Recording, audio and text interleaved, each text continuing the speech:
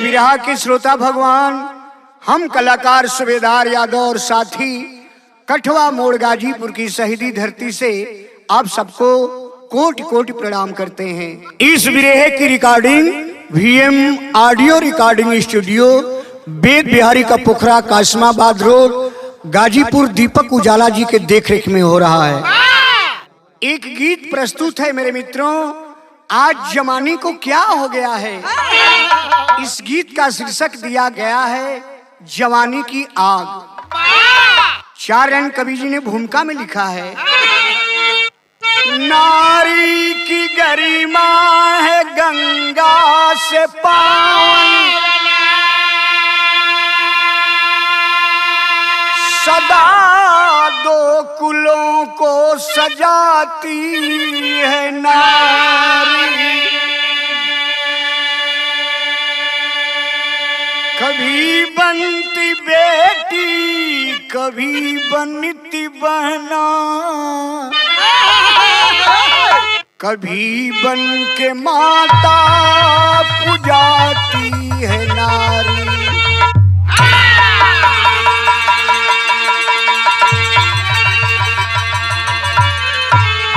तो नारी है सबना और नारी है सोला, दुनिया में चेतन जगाती है नारी। नारी की सारी बीमारी में फंस के स्वयं अपने घर को जलाती है नारी।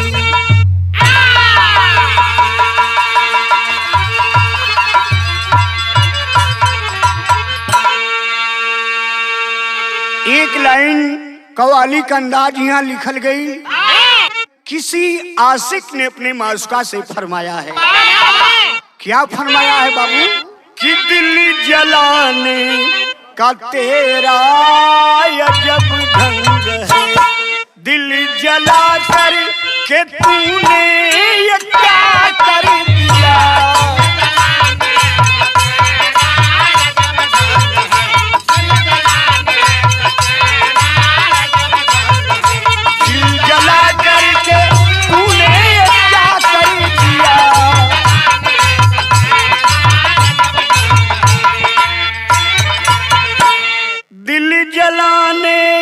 तेरा अजब ढंग है, दिल जला करके तूने ये क्या कर दिया।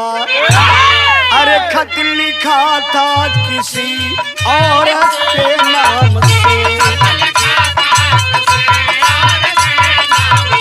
खत लिखा था पर लिफाफे पे मेरा पता लिख दिया।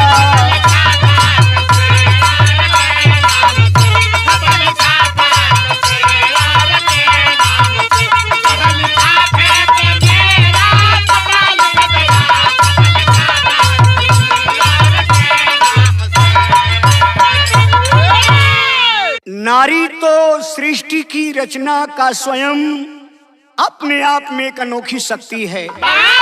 वही नारी कभी बेटी के रूप में आती है, वही नारी कभी बहन के रूप में आती है, वही नारी कभी माता के रूप में आती है। इसलिए कवि जी ने लिखा है नारी के स्वरूप के विषय में। ऐ जगति बंदिनी माँ बता दे मुझे, हो के माता कुमाता क्यों हो गई।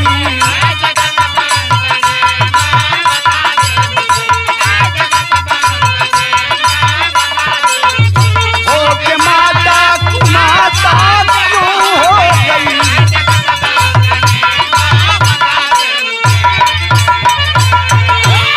ऐ जगत बंदिनी माँ बता दे मुझे, हो के माता कुमाता तू क्यों हो गई।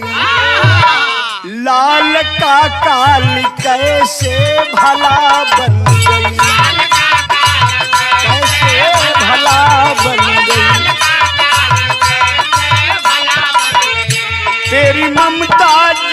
जहां में कहाँ खो गई, कैसे भला बन गई,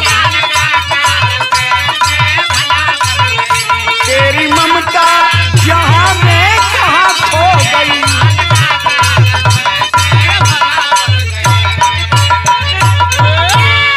यहाँ से बाबूजी नजम का शुरुआत हो गई। कैसे?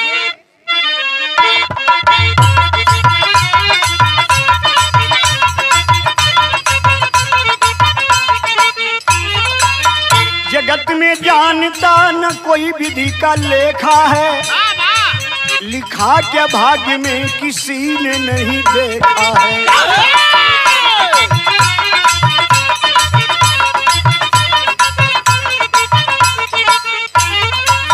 ग्राम सोनहुलिया रांची झारखंड यार सुनो, सिपाही राजदेव का छोटा परिवार सुनो।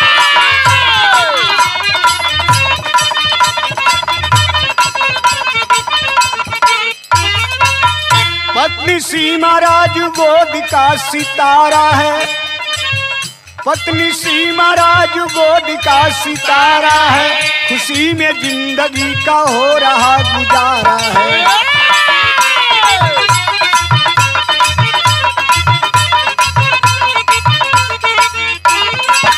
दूसरी बार पत्नी गर्भ में जब आई है, सिपाही राजदेव के दिल में खुशी छाई है।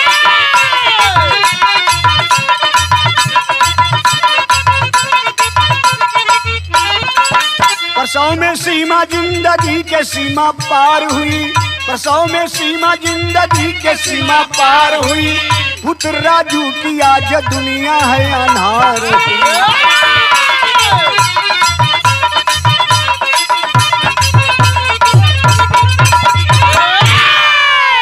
तनिषा बात लोग समझ ल बाबू, गाना समझे में आराम पड़ी। झारखंड प्रांत के रांची जिला में एक ठे सोनहुलिया गांव बा, वहीं का रहने वाले राजदेव सिपाही की पत्नी सीमा और राजू बड़े खुशी से जीवन बितावत रहलन। पत्नी सीमा जब दूसरी बार गर्भवती हुई बाबू, तो प्रसव पीड़ा इतनी बेरहम उठी कि अस्पताल में भर्ती कराना पड़ा। लाख डॉक्टरों के प्रयास करने के बाद सीमा राजू को छोड़ करके बाबू इस दुनिया से चल बसी। राजू अनाथ हो गया माता के बिना। धीरे धीरे कुछ समय बीतल तो हित नात दोस्त मित्र गांव के लोग कहलन कि राजदेव सिपाही बड़ा लंबा उम्र भैया बा, एक ही शादी कर लेता न तो तोहरे राजू के देखभाल भी बढ़िया से हो जाई और जिंदगी का परवरिश भी हो जाई। लोगन का बात मान के बाबू राजदेव सिपाही एक ठे राधा नाम का लड़की से शादी कर लेलन। राधा दुल्हन बन के जब ग्राम सोनहुलिया में सिपाही राजदेव के घर आइल तो राजदेव अपने राजू बेटा का हाथ अपनी दूसरी पत्नी राधा के हाथ में दे के वो बात कहलन। यहाँ एक लाइन गीत लग गई।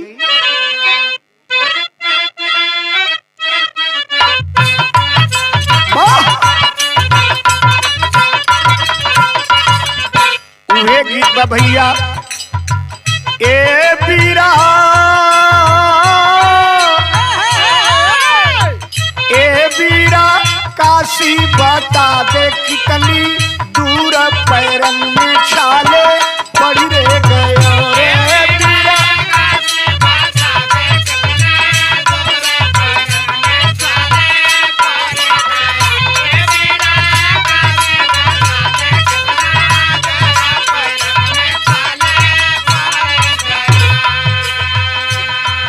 राजू बेटा का हाथ राधा दुल्हन के हाथ पे रख के और एक कसम खियौलन। का कहलन? ए राधा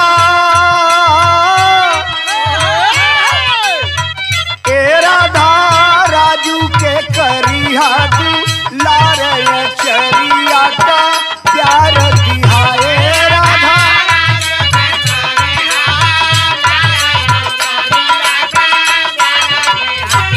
राधा राजू के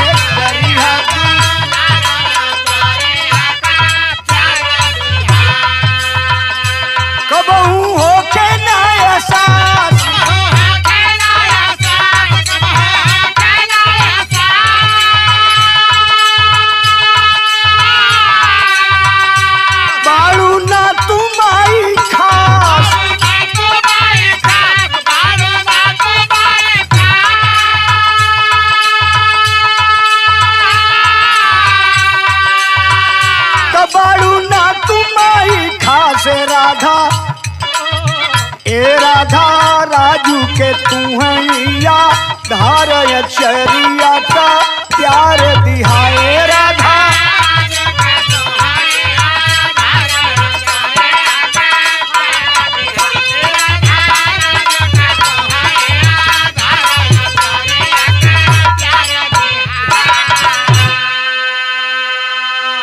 राधा कबूल कैलेस की सैया, हम अपन खास बेटा की तरह ए राजू की ममता दे।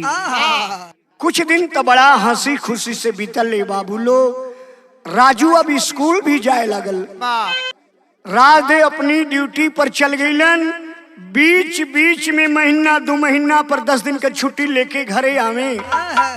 धीरे धीरे कई साल का समय बीत गए, लेकिन राधा का गोद गुलजार ना भइल पन्ना भैया। तब एके बड़ा चिंता सतावे लगल कि 3 बरिस हमके अइले हो गई और आज तक हमार गोद गुलजार ना भइल। एक दिन का घटना बा बाबू की, राजू बेटा स्कूल गई। आज जब स्कूल गई तो ओकरे स्कूलवा में अचानक कौनो स्कूल का स्टाफ का मौत हो गई। तो शोक सभा कैला के बाद लड़कन का छुट्टी कह देहल गई। राजू जब घर आइल ना तो माँ को देख करके चौंक गया। राधा बगल के ही एक डॉक्टर के साथ अर्धनग्न अवस्था में बिस्तर पर सोई थी। राजू को देखकर तो डॉक्टर बगल के कमरे में छुप जाता है। राजू पूछे लगल कि माई का हमार पापा आइल हुआ का? इहे तो जहर न हो गई भैया। कलश की ना बेटा, तबीयत तोहरे स्कूल गईले के बाद हमार तनी खराब हो गई। तब बगल के डॉक्टर साहब से बला के इलाज करवावत रही। खैर बात आइल गईल हो गई। राजू भी ये पर बहुत ध्यान नहीं दिलस, लेकिन राधा के त चटकन न लग गई। हो सके कि कबो ही अपनी बाबू से कह दे बात। तो यहाँ तर्ज लगल भैया एक तर्ज हुए बाकी यही पार गंगा हो माई, वही पार जमुना हो।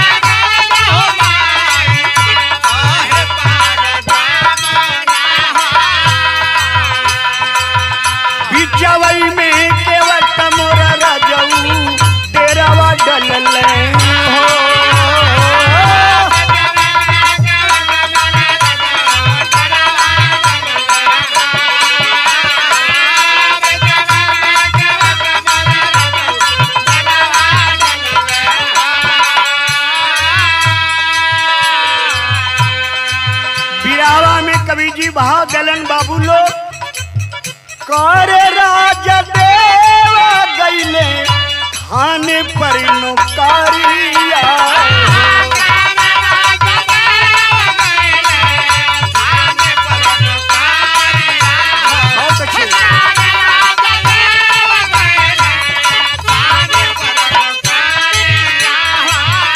राधा के काटे धावे घरवा बखारिया।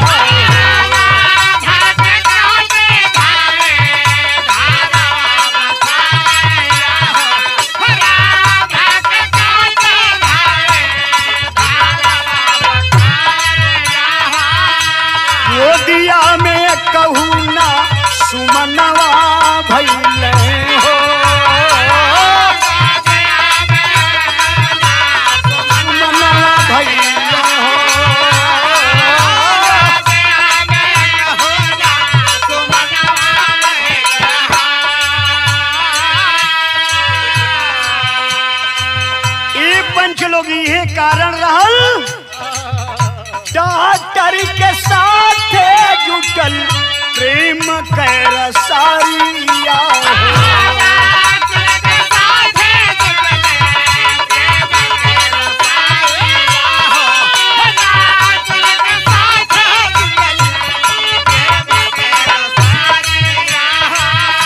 ये सोच सोच उठे मन में लहरिया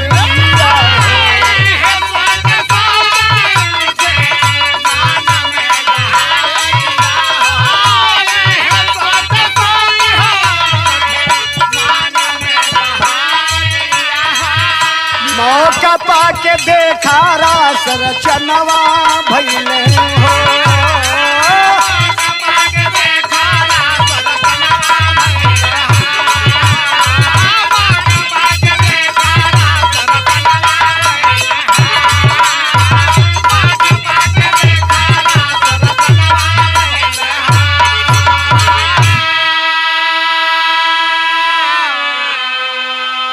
ए भैया 3 बरिस हमके अइले भ गईल हमार गोद गुलजार ना भइल। एगो बात बताई भैया लोग, औरत के एक खांची सोना का गहना बना देबा, लेकिन अगर मर्द पास ना हो, घर में केहू मुंह बलारू ना हो, तो के अच्छा नहीं लगी। राधा के बुझा की घरवा गनवा काटा था। राजू भी स्कूल चला जाता, पति भी थाने पर ड्यूटी करने चला जाता। अब कर अकेले मन उपजियाए लगा। यही कारण रहल की बगल के डॉक्टर से और रास रचावे शुरू हो गई। संयोगे रहल की राजू वो दिन अचानक पढ़ के चली आई बिचय में। नहीं 4 बजे न रोज घर आवे तो इन्हें का रास लीला खत्म हो जा। ए भैया एक लाइन यहाँ गीत लगल, राधा के मन में ये सोच उठल, आज तक लइकवा शांत राजू हो गई, लेकिन हो सके कबो न कबो अपनी बाबू से ही बतिया कह दे। तब यहाँ गीत लगल, चरे न जिनगिया के थाती हो, अरे जरे न जिनगिया के थाती, जोगा के बार जोगवा के बार।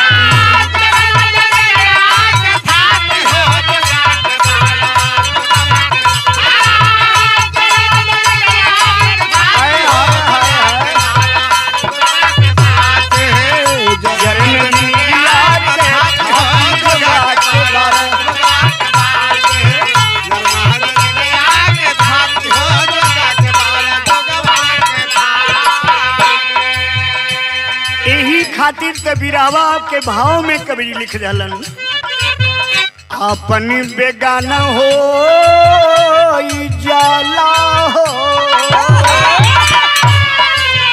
अपन बेगाना हो जाला हो, कपार जब पपवा छछाला।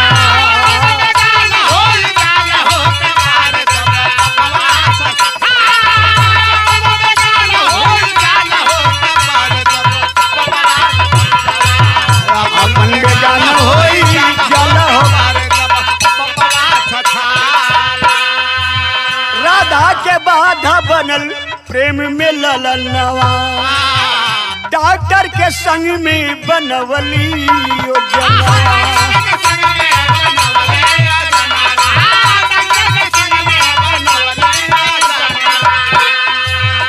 अखिया रहतया हराला हो,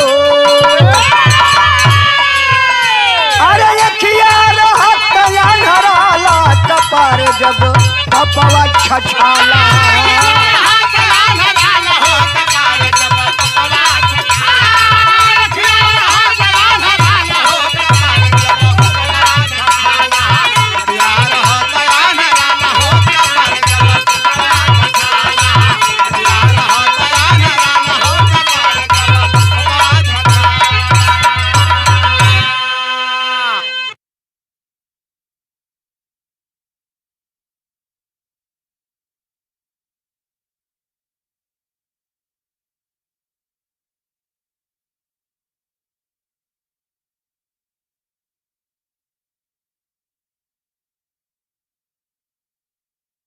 अब राजू राधा को कांटे की तरह खटकने लगता है बाबू, क्योंकि डॉक्टर के साथ मिलने में बाधा बन रहा था राजू। इस टेरी के अंदर भाव लिखल गई का कि चमनवा के न भावे फूलवा और मोर राम, कांटा बन के चुभे मालिक सुमनवा। कांटा बन के चुभे मालिक के सुमनवा, चमनवा के न भावे फुलवा। प्रेमी के संग मिलके पापिन, प्रेमी के संग मिलके पापिन, योजना मन में लिया बनाए, माई बनली आज कसाई, घर में दिहली आग लगाए। चुपके से खाना में एक दिन, चुपके से खाना में एक दिन, पापिन दिहली जहर मिलाए, माई के यह रूप देख के रोवे धरती माँ बिलखाए। लोग कहेला ने बाबू कि बेटा भले ही कुबेटा हो सकेला, लेकिन माता कुमाता ना होली। आज देखिए अपने जिंदगी के मौज के लिए, आज राजू जब स्कूल से आया तो कहा कि माँ मुझे भूख बड़ी लगी है, खाना कुछ दोगी? अरे मेरे राजू काहे ना हम खाना दे बेटा, बैठा बैठा। आयोजना के तहत पहले से जो डॉक्टर से सेटिंग रहे, राजू के खाना में जहर मिला देती है वो राधा सौतेली माँ। कुछ देर के बाद जब राजू के आंख के सामने अंधेरा छावे लगल, चक्कर सा आवे लगल, तो करे मन में कुछ शंका भइल के ऐसन तक कहियो खाना खैला के बाद ना होतल, ओकर जबान सूखे लगल। तब सौतेली माँ राधा से रो रो कह रहा है, एक लाइन यहाँ गीत लगल बाबू, गीत हुए बाकी तारे तारे कितने नील गगन के तारे,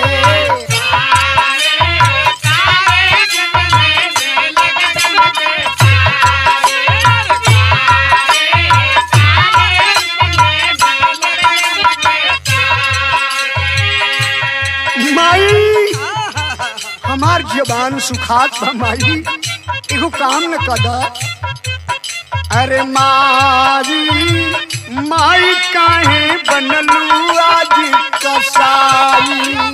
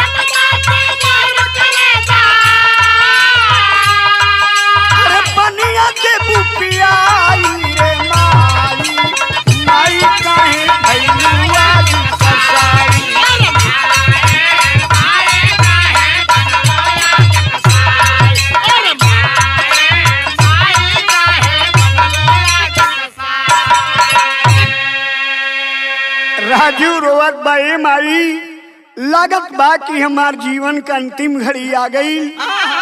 हमार करेजा सुखा तमाई जबान से बात नहीं के कहल जात।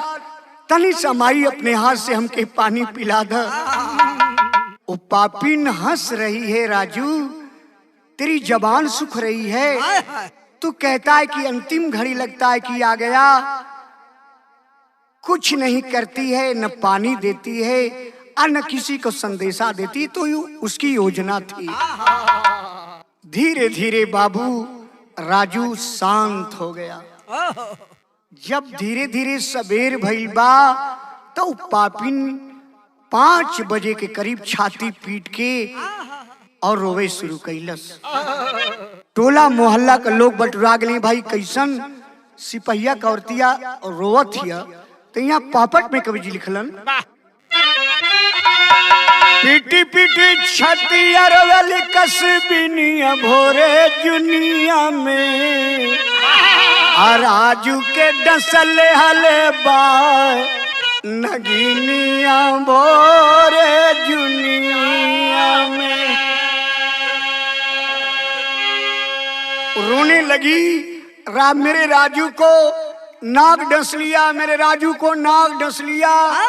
टोले मोहल्ले के लोग सुन करके दौड़े आते हैं। पूरे गांव में ये खबर फैल गई। सुन के रोवाई टोला मोहल्ला, गईले सब बटुराई हो।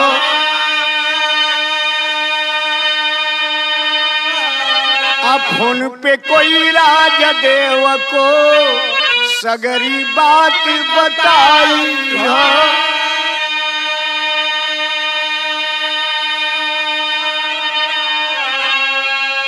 गांव के केहू आदमी राजदेव सिपाही के फोन कैले, राजदेव भैया गजब हो गई हो, तोहरे इकलौता बेटा राजू के सांप काट रहलस, ए दुनिया के छोड़ के चल गई। तो उजड़ गई बा भैया तोहरी दुनिया भोर जुनिया में, और राजू तोहर छोड़ी गई ए दुनिया भोर जुनिया में।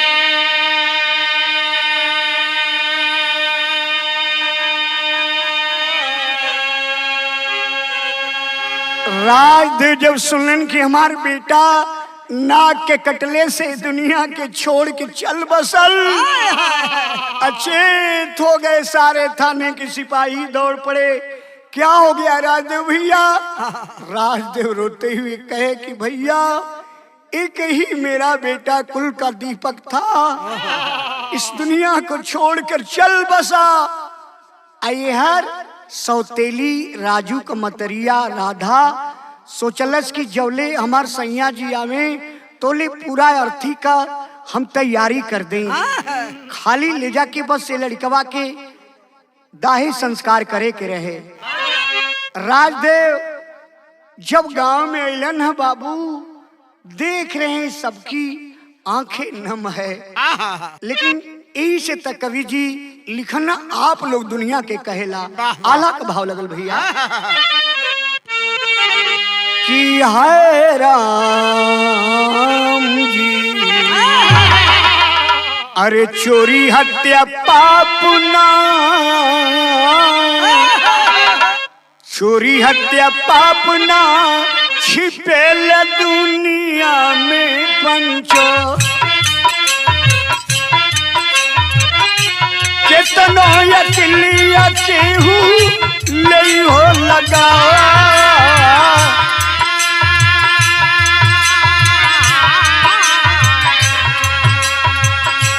गौवा में अवते बरसे बाबू के नजरिया पंचो।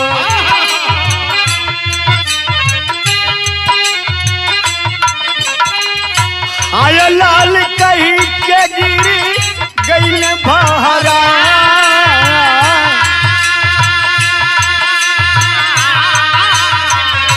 खुल के दिया नवा बन के दुनिया में अल्लाह बेटा।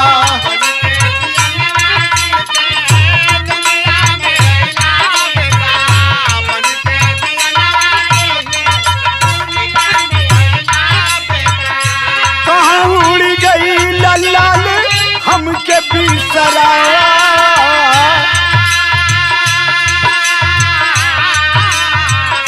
कवन जवाब तुहरे माई के दे बहिरवा।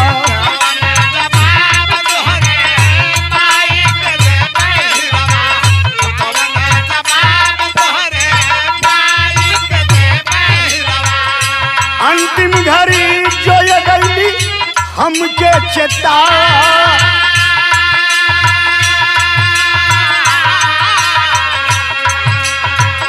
बुढ़ौती का टूट गई हमारी ठेंगुरिया बेटा।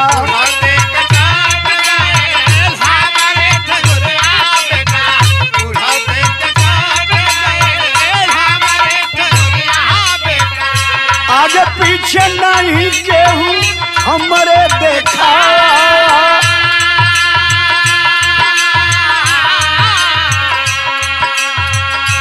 एक बेर लाल के दे खाईदा लोग चेहरावा पंचो। खाईदा लोग चेहरावा पंचो।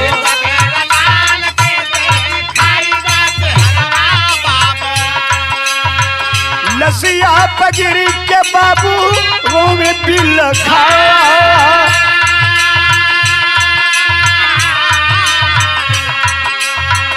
चिहरा से बाबू जब टवले का फनवा पंचो।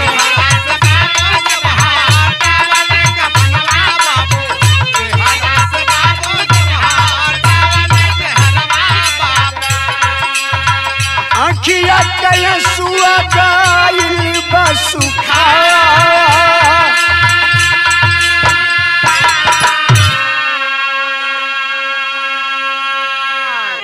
राजदेव सिपाही रो रहे हैं, हे भैया हे बाबू तनी राजू का एक बेर मुहवा लोग दिखा देता। केहू बोले ना, कैसे बोले। एक ही तो बेटा रहल बुढ़ौती का सहारा बन के आइल रहे दुनिया में। वही दुनिया के असमय अलविदा करके चल देहलस।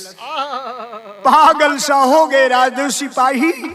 अचानक लाश के पास गए और बेटा के मुंह से जब कफन हटाए तो जवन अखिया का आंसुआ बरसत रहल बाबू ना, वो बेटा के चेहरे में दिखते सुखाए गए। थाना का सिपाही रहला ना, मन में शंका हो गई।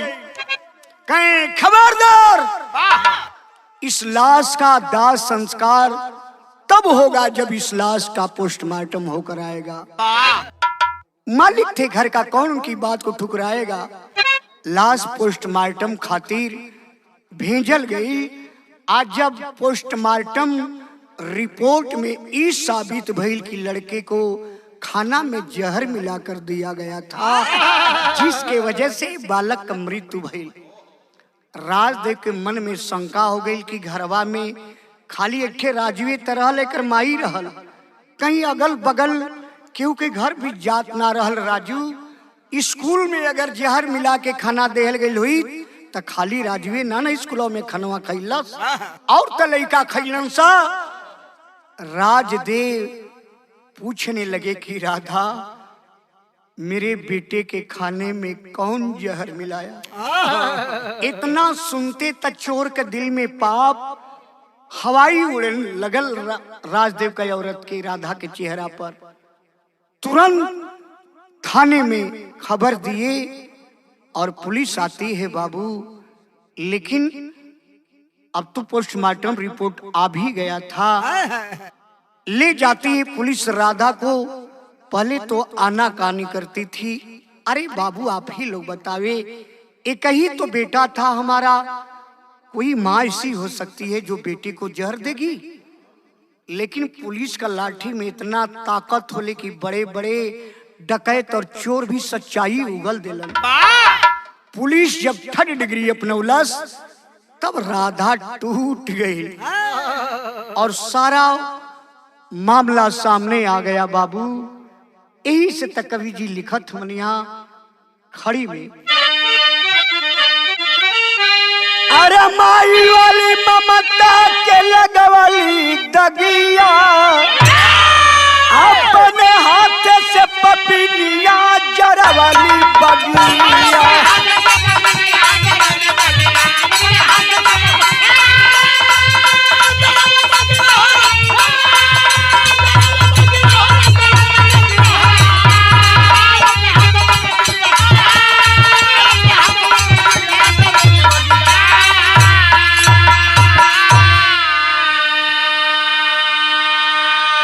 पुलिस उस प्रेमी डॉक्टर को भी पकड़ ली और दोनों को जेल में ले जाकर के बंद कर दी। सिपाही राज रोते बिलखते टूटे हुए दिल से बेटे की अर्थी को उठवाए और श्मशान घाट पहुंचे। कवि जी लिखत उनकी देल सिपाही जी बेटा के अग्नि दनवा, अरे हार्ट अटैक भइल छोड़ल जाना।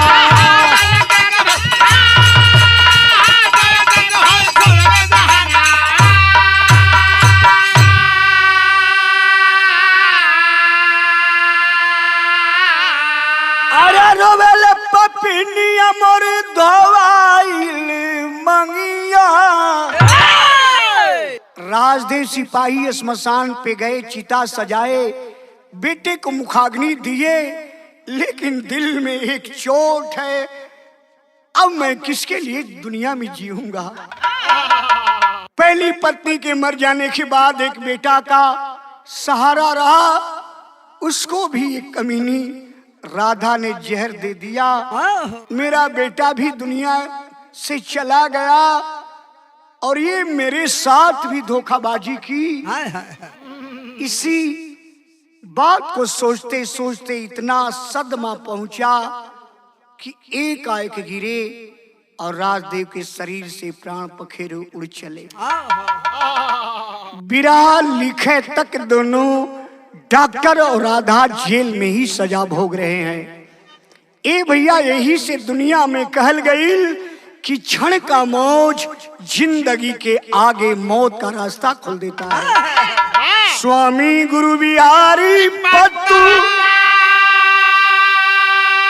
मौज सजा भाई, स्वर्ग गए गुरु परसिधन जी दुनिया को समझाई हो।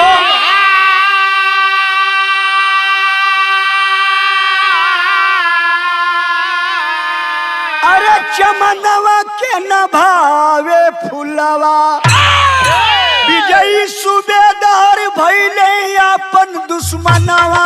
चमनवा के न भावे,